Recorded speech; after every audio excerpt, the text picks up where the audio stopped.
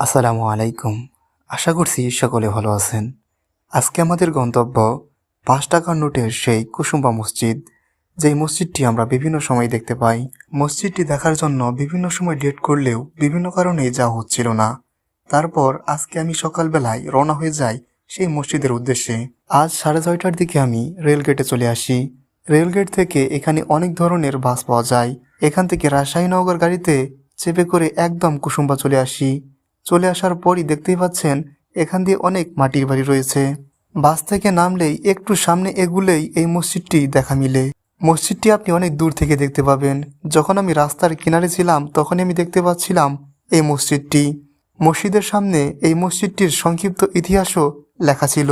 শুরুতেই আমি এই মসজিদটির সংক্ষিপ্ত ইতিহাস পড়ে নিলাম, তারপর ঢুকে গেলাম। যেহেতু সকালবেলা এসেছিলাম, আমি ব্যতীত এখানে আর কোনো দর্শনার্থী ছিল না, তাই মসজিদের এক প্রান্ত থেকে আরেক প্রান্ত মন ইচ্ছা মতো দেখতে থাকি এবং নিজের ভেতর থেকে নিজে নিজে গবেষণা করার চেষ্টা করি মসজিদটা কত প্রাচীন হতে পারে এবং সেই মধ্যযুগে এই মসজিদটি কিভাবে নির্মাণ করলো। যদিও মসজিদটি মধ্যযুগের একটি মসজিদ, কিন্তু মসজিদটি আর 10টা মসজিদের মতো দেখতে নয়। যদিও অন্যান্য মধ্যযুগীয় মসজিদের মতো এখানেও গম্বুজ রয়েছে, এটিও পোড়ামাটির ইট দিয়েই তৈরি করা হয়েছে, কিন্তু সেই পোড়ামাটির ইটগুলো এখানে স্বাদে সমান নয়। আমি এর আগে বেশ কয়েকটি মধ্যযুগীয় মসজিদ দেখেছি, কিন্তু সেই সব মসজিদে পোড়ামাটির ছাপ একদম বাইরেও খুব ভালোভাবে দেখা যায়, কিন্তু এই মসজিদে সেটা কিন্তু দেখা যায় না। এর বাইরে কিন্তু দেখতেই পাচ্ছেন অনেকটা টাইলসের মতো দেখা যাচ্ছে। পুরো মসজিদটাই একদম কালো রঙের। আর এই মসজিদে পোড়ামাটির ফলকের কাজ একদমই কম, যেটা আমি খুবই কম দেখেছি। তার মানে আমি এটা বলতেছি না মসজিদটি একটু কম সুন্দর, তা কিন্তু একেবারেই নয়। বরং মসজিদটি আমার কাছে একটু ইউনিক লেগেছে, কারণ সব মধ্যযুগীয় মসজিদই প্রায় এরকমভাবে পোড়ামাটির ফলক থাকে, কিন্তু এখানে কিন্তু আমরা সেটা দেখতে পাইনি। সকালে যদিও মসজিদটা তালা দেওয়া ছিল, তারপরেও মসজিদের ফাঁক থেকে একটু মসজিদের ভেতরের অংশটা আপনাদের দেখানোর চেষ্টা করি। দেখুন কতটা সুন্দর। যদিও অনেক বেশি বড় নয় ভেতরের অংশটা, কিন্তু তারপরও দেখতে বেশ সুন্দর লাগে, দেখতে বেশ ভালো লাগে। এই মসজিদটি নির্মাণ করা হয় 1558 থেকে 1569 সালের মধ্যবর্তী স্থানে। আর এই মসজিদটি কিন্তু কোনো বাদশাহ বা সুলতান তৈরি করেননি। এই মসজিদটি সুলাইমান নামে একজন লোক প্রতিষ্ঠা করে বলে জানা যায়। মসজিদটি গিয়াসউদ্দিন বাহাদুর শাহের আমলে তৈরি করা হয়। 1897 সালের ভূমিকম্পে মসজিদটি বেশ ক্ষতিগ্রস্ত হয়। পরবর্তীতে প্রত্নতাত্ত্বিক অধিদপ্তর এই মসজিদটি সংস্কার করে সুন্দর করে গম্বুজগুলো আবার মেরামত করা হয়। এই মসজিদটি শুধুমাত্র নওগাঁবাসীর কাছে নয়, সারা বাংলাদেশের মানুষের কাছেই অতি পরিচিত। পরিচিত হবেই বা না কেন, কারণ 5 টাকার নোটে আমরা অহরহই এই মসজিদটি দেখতে পাই। এখন আমি দাঁড়িয়ে আছি কুসুম্বা মসজিদের সামনে। এটি নওগাঁ জেলার মান্দা উপজেলায় অবস্থিত এবং এই যে 5 টাকার নোটে যে মসজিদটি আমরা দেখতে পাই, এইটি হচ্ছে সেই মসজিদ এবং খুবই ঐতিহাসিক একটি মসজিদ।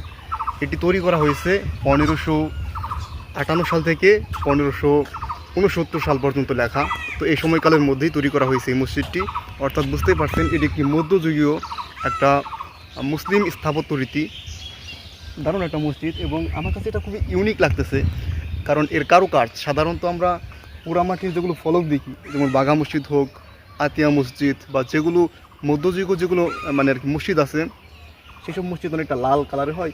এটা টাইস করেছে কালো কালারের, আর একটু পোড়ামাটির মানে ফলকের কাজ একটু কম, তারপরে সুন্দর, মানে অনেক সুন্দর, ইউনিক আছে। এটা ইউনিকনেসের জন্য আমার কাছে খুব ভালো লেগেছে মসজিদটা।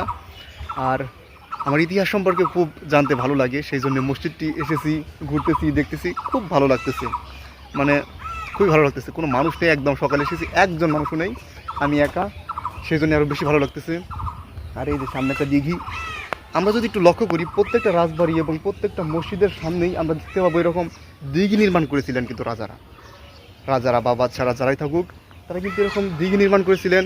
এটা বিভিন্ন কারণে হয়ে থাকে। কখনো কখনো মানুষকে তখন তার টিউবওয়েল ছিল না, তো অজু করতো এরকম দিঘির মধ্যে। এছাড়াও অনেক সময় শত্রুর আক্রমণ করতো, বিভিন্ন যারা বৌদ্ধ বা হিন্দু যারা শাসক ছিলেন বা রাজা ছিলেন, তারা অনেক সময় আক্রমণ করতো। তো যার ফলে কিন্তু এরকম দিঘি নির্মাণ করতেন রাজারা। আরও বেশ কিছু কারণ আছে, তবে এগুলো মানে মেইন কারণ। আগে যখন 5 টাকার নোট ব্যবহার করতাম তখন ভাবতাম এত সুন্দর মসজিদ কোথায় অবস্থিত, আর আজ আমি সেই মসজিদের সামনেই দাঁড়িয়ে আছি। দারুণ এক অনুভূতি, দারুণ এক ভালো লাগা। এই ভালো লাগা সত্যি বলে প্রকাশ করা যাবে না। আর এই মসজিদের সামনে দেখতে পাচ্ছেন বিশাল এক দিঘি রয়েছে।